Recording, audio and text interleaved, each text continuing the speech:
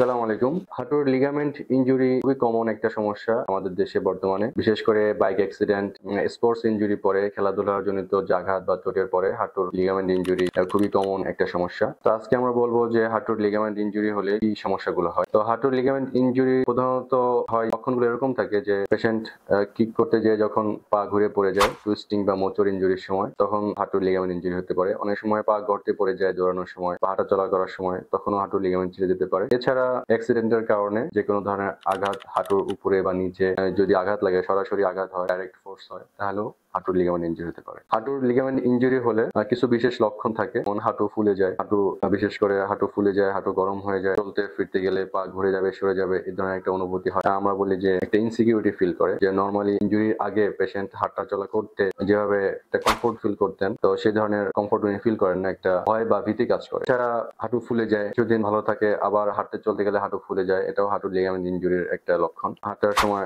সিঁড়িতে উঠতে নামতে গেলে কষ্ট হয়। এছাড়া হাঁটু ভাঁজ করে বসতে গেলে কষ্ট হয়, হাঁটু ডানে বা বাম দিকে ঘুরে যায়, এগুলো হচ্ছে হাঁটুর লিগামেন্টের সমস্যা। তো হাঁটুর লিগামেন্টের সমস্যা যদি হয়, কেউ যদি মনে করেন যে হ্যাঁ, আমার মনে হচ্ছে হাঁটুর লিগামেন্টের কোনো সমস্যা আছে বা সমস্যা হয়েছে, তাহলে তাদের উচিত হবে একজন নি স্পেশালিস্ট বা স্পোর্টস ইনজুরি নিয়ে কাজ করেন, লিগামেন্ট নিয়ে কাজ করেন এমন চিকিৎসকের শরণাপন্ন হয়ে সঠিক রোগ নির্ণয় করে এর সঠিক চিকিৎসা গ্রহণ করা। আসসালামু আলাইকুম, ভালো থাকবেন।